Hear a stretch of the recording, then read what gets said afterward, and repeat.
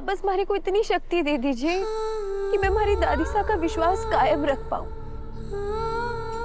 और हमारी देवी हुकुम का भरोसा जीत पाऊं। कोई ऐसा रास्ता दिखाइए हमारे को कि मैं दोनों का मान रख पाऊं और अपने सासरे का हर रिश्ता संभाल पाऊं।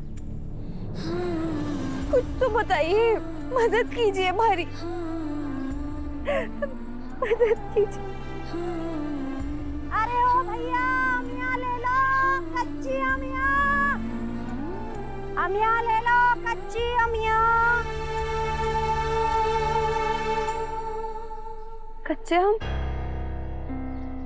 देवियों को हमेशा कहते हैं कि हरे हाथ से बने हुए आम के अचार से ज्यादा स्वादिष्ट अचार पूरे उदयपुर में कहीं ना मिल सके। अगर मैं देवियों को मैं आम का अचार बनाकर खिलाऊंगी तो वो जरूर खाएंगी और हमारी कमाई भी सफल हो जाएगी।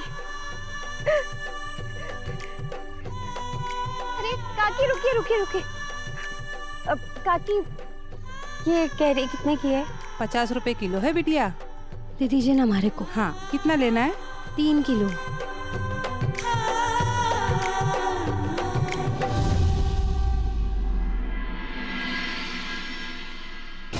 दादी साहब ये लीजिए गुनगुना पानी। दादी साहब मैं दवाई ले आई दादी साहब।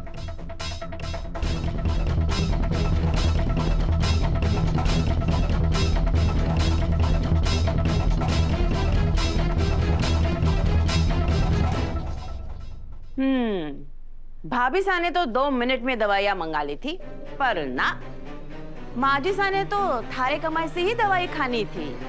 खास कर तबीयत बिगाड़ ली है, लेकिन जिद ना छोड़ी इन्होंने। लेकिन मैंने बोला था ना कि वसूड़ी की कमाई की दवाई खाऊंगी मैं। देख ले आई हो। माजी साहब आपने दवाई ले ली, इसके लिए हम बहुत खुश हैं। लेकिन आप जो ये बच्चों जैसी जिद कर रही है, इससे हम बिल्कुल खुश नहीं हैं। दादी साहब कमरे में चलिए और आराम कीजिए। चलिए आइए।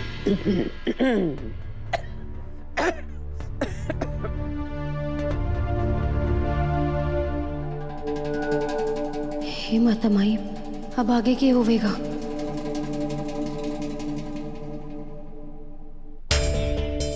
वसु, तुम यही सोच के परेशान हो ना कि आगे क्या होगा? हाँ दिव्या मैडम, जो थोड़े बहुत पैसे बचे थे वो दादी सा की दवाइयों में लग गए और अब तो राशन भी ना बचा है। देखिए ना, इस राशन से तो यही होवेगा। मेरे को तो कुछ समझ ना आ रहा। मैं सोच रही हूँ आम का ही अचार बना लूं। दादी सा परांठे के साथ आम का अचार बहुत चाव से खावे हैं और देवी हुकुम ने भी आम का अचार बहुत पसंद है। ये सही रहेगा।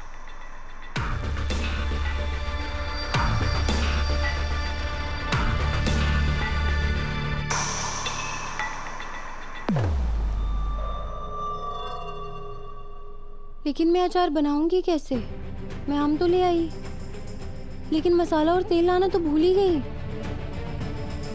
मैं भी कितनी मूर्ख हूँ बुआ, कुछ ना हो रहा हमारे से। कहाँ से लाऊंगी वो सब? आम ले आई, बाकी सब भूल गई। ना तेल लेकर आई, ना मसाले लेकर आई। अब अचार कैसे बनेगा? पैसे कमाने का कोई रास्ता भी तो ना दिखाई दे रहा हमारे को। कहाँ से लेके आऊंगी पैसे? कैसे पूरी करूंगी अपने परिवार की उम्मीदें? हमारे को कुछ समझ ना आ रहा। वसु शांत हो जाओ, मेरी बात ध्यान से सुनो। ऐसे हिम्मत नहीं हारते, तुम देखना कोई ना कोई रास्ता जरूर निकल जाएगा।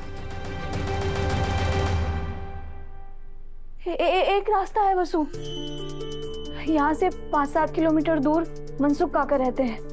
उनके पास काम मिल सकता है, पर काम बहुत मेहनत का है। कोई बात नहीं बुआ, अपने परिवार के लिए मैं कुछ भी करने के लिए तैयार हूँ। आप बताइए तो सही, काम क्या है? मनसुख काका ना मसालों का काम करते हैं। घर में रहने वाली औरतों को रोज वहाँ से मसाला पीसने का काम मिलता है।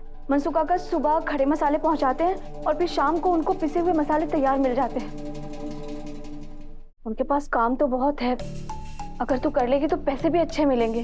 फिर अपनी मेहनत की कमाई से अपनी देवी हुकुम के लिए अचार बना सकती है और माजी हुकुम के लिए खाने और दवाइयों का इंतजाम भी कर सकती है। तो बहुत अच्छी बात है, आपने तुम्हारी सारी चिंता ही दूर कर दी। सच में वसु, ये इससे तो बहुत अच्छा हो जाएगा। लेकिन अब ये बताओ कि नेक काम में देरी कैसी?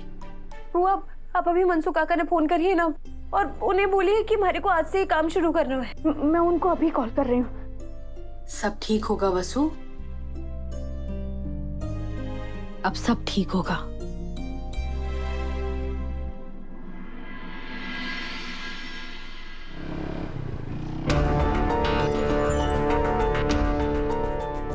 बाकी तू बता, तू कैसी?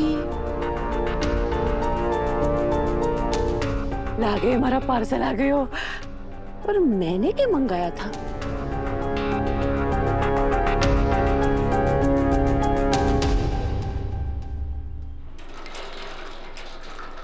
क्या लेके आया आप? दिखाइए।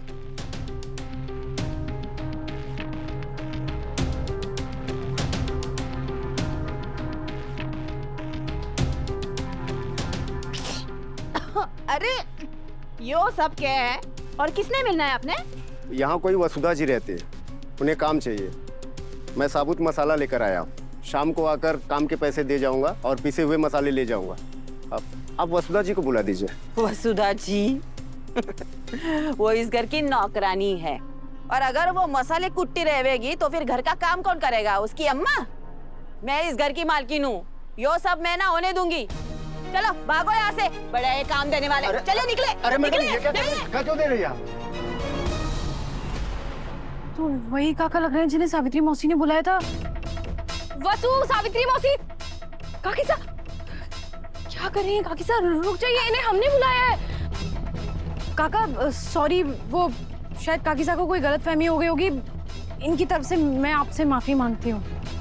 अरे यो कहाँ का महाराजा है जो इससे तू माफी मांग रही है? और इस घर में कोई भी मसाला ना कूटा जाएगा, समझी? तो फिर आप भी समझ जाइए काकी सा, अगर दादी सा को पता चला कि वसु के लिए कोई काम लेके आया था और फिर काकी सा आपने उसे भगा दिया, तो दादी सा तो गुस्सा हो जाएंगी। गुस्से में पता नहीं वो क्या करेंगी, मुझे तो डर लग रहा है। आ जाइए काका, अंदर आइए। वसु, आप खमगनी काका, ये है वसुधा सिंह चौहान, देवांश सिंह चौहान की पत्नी। घनी खम्मा, मैं मसाले ले आया। शाम तक हो जाएगा ना? आप इतने बड़े परिवार की बहू हैं, ये बहुत मेहनत का काम है। अरे काका, खाना बनाना और सबको खाना खिलाना ये हमारे पसंदीदा काम है। और अच्छे खाने की सिर्फ एक ही शर्त होवे, अच्छा मसाला। मैं ये सारे मसाले पूरे मन से पीसूंगी और आज शाम तक हो भी जाएगा, आप फिक्र ना करिए। काका, हम सब वसु के साथ हैं। शाम को आके आप मसाले ले लीजिएगा। फिर मैं चलता हूँ, शाम को आ जाऊंगा। खम्मा गनी काका, मैं खूब मेहनत करूंगी। खम्मा गनी।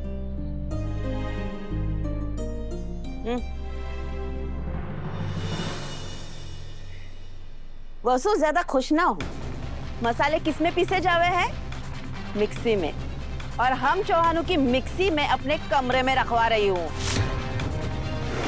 बड़ा शौक है ना हरे को मसाले पीसने का, तो अब हाथों से कुट लेना। कोई बात नहीं सारिका मैडम, ये तो और भी अच्छी बात है। मैं सारे मसाले खलबत्ते में और सिलबट्टे पर पीसूंगी। और वैसे भी पत्थर पर पिसे मसालों का तो स्वाद ही कुछ और होवे है। चलो काम शुरू करते हैं वसु। इस काम में मैं भी तुम्हारी मदद करूंगी। वसु के हर काम में देव भी शामिल होगा। अब दुनिया देखेगी कि अगर लड़की आसमान छूने की ठान ले और उसका जीवन साथी साथ दे दे, तो वो सातवां आसमान भी छू सकती है। चलो